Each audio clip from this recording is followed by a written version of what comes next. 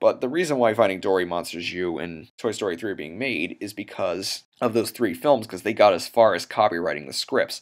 So, legally, they had to overwrite those scripts. They had to pretty much make their own versions, and unfortunately they had to do this. And the reason why they went straight to Toy Story 3 first is because they always wanted to do a Toy Story 3 as far back as 2002, and now that Disney bought them, they finally had the chance to make the Toy Story 3 they wanted to make. Monsters U began development around the time Ratatouille was completed, so that was about a year into the it was a year after the acquisition.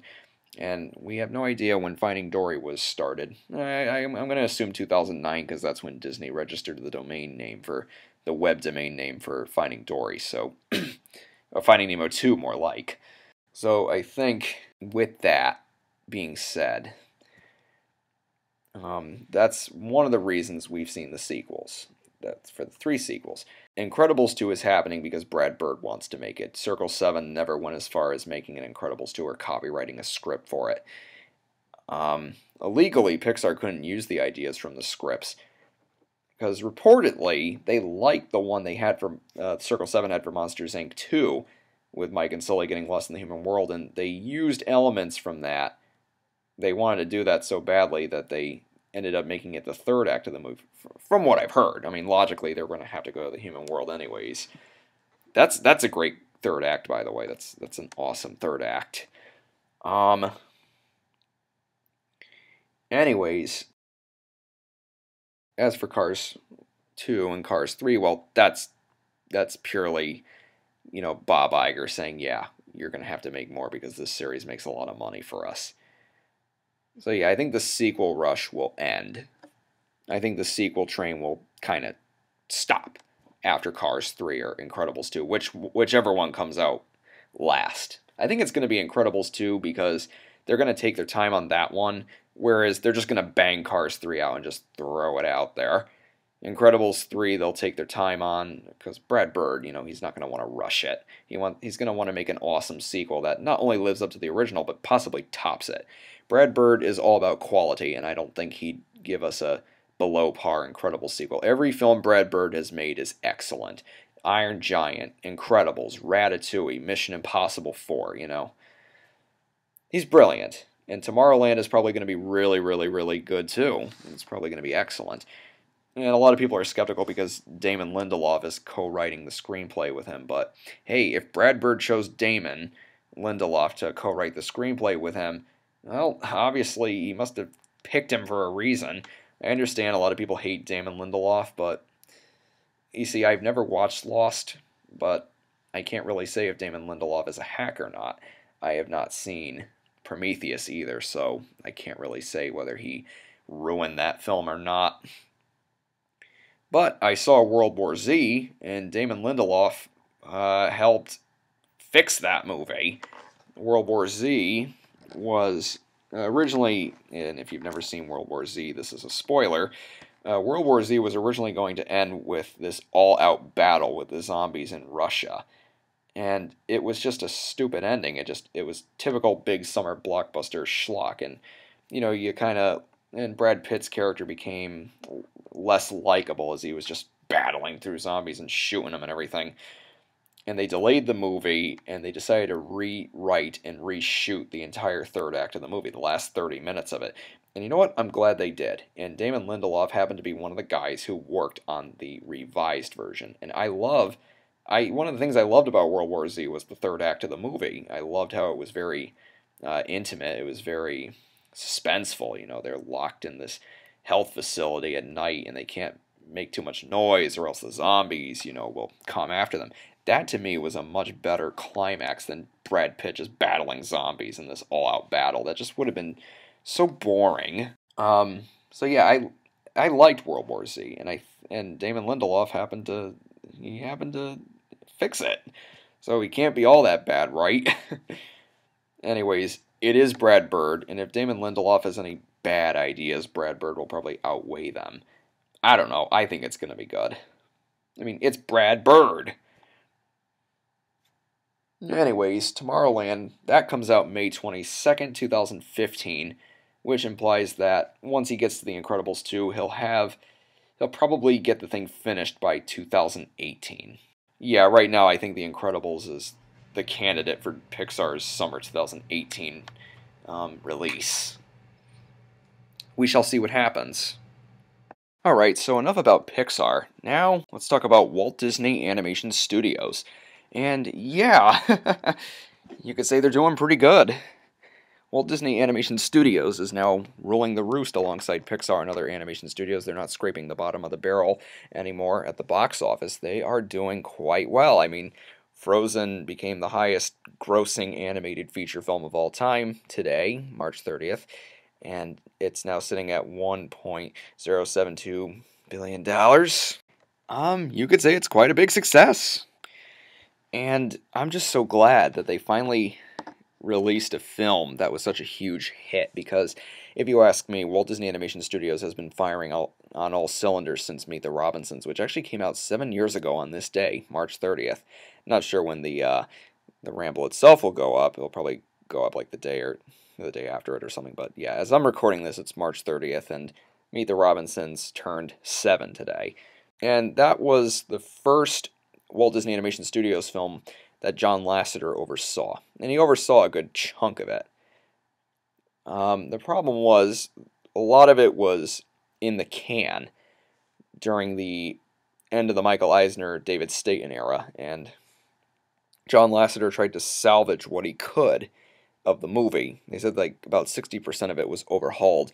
They had to push the release date back from fall 2006 to spring 2007, March 30th, 2007, and they made quite a lot of changes, and they made it a lot better than what it could have been. And from what I can tell, some people like it, some people really don't like it. There are some people who think it was just meh, it was alright. Personally, I think it's good. It's not without its problems because of what it went through during production, but for what it is good. And it definitely signals the era we're going through right now in Disney animation. And I've already talked about Meet the Robinsons in great detail on my blog. Same with Bolt, The Princess and the Frog, Tangled, Wreck-It Ralph, Winnie the Pooh. And I think out of the recent Disney animated features, I think The Princess and the Frog is the best, followed very, very closely by Wreck-It Ralph. Yeah, but I think the comeback began with Meet the Robinsons. Not Frog, not Tangled, not Frozen, but Meet the Robinsons.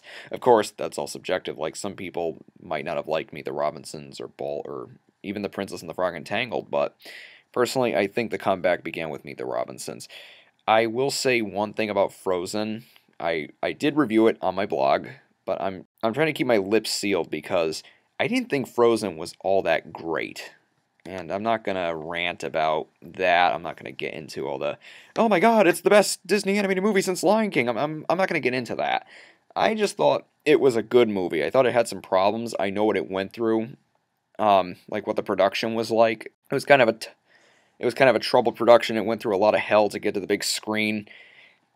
From what I've read, and I researched this stuff inside and out, and from what I could tell, Frozen was a rushed production. But even as a rushed production that was intended to fill the gaps, it still turned out pretty good. I think the first 30 minutes of it in particular are really, really good. I love Let It Go. That's just such a standout sequence.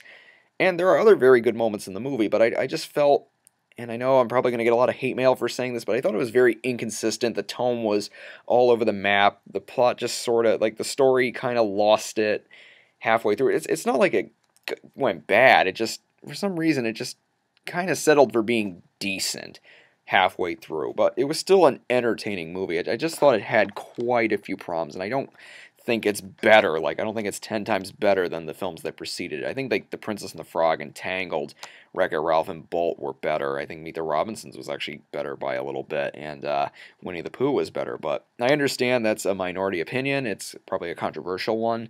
If you thought Frozen was, you thought Frozen bests all those films, well, that's good.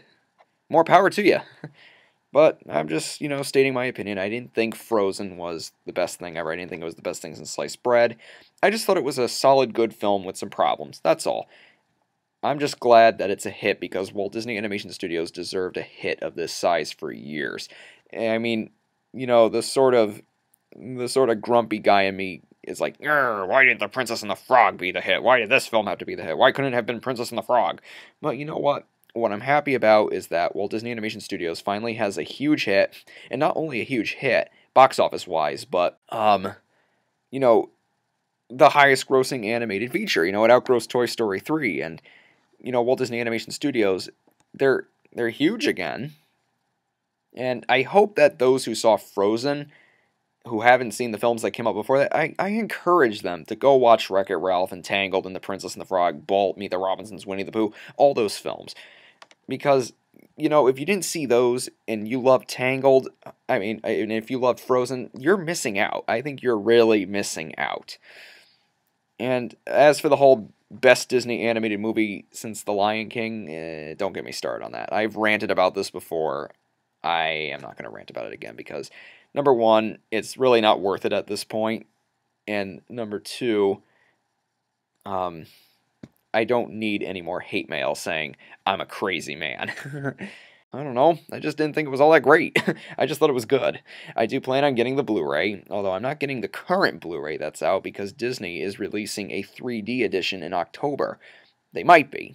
They said they might be via an email that they sent to customers who were asking about a 3D Blu-ray of Frozen. Some people thought that they were just phasing out 3D Blu-ray, but no. I think what they're doing is they're going back to their 90s roots when they would release like a bare bones laser disc of something like Lion King, and then a couple weeks or a couple months later they'd release like a deluxe edition with tons of bonus features and stuff. I think that's what they're going to do with Frozen. Later this year they're going to release a Blu-ray combo pack that comes with the 3D version of the film, and it's going to come with another disc's worth of bonus features. At least I hope. I mean, I'm just waiting to get it in 3D because Frozen and Get a Horse, I mean, I didn't see them in 3D, but I heard that Get a Horse was a blast in 3D, and I'd like to have Get a Horse in 3D. And, October is when my birthday is, so that's the perfect time to get it. So I could save and just get another Blu-ray for now, whatever's out. Disney's not going to be phasing out 3D Blu-ray because, Thor the Dark World just came to 3D Blu-ray. Because, Disney owns Marvel, and, Disney Home Entertainment puts out that stuff, so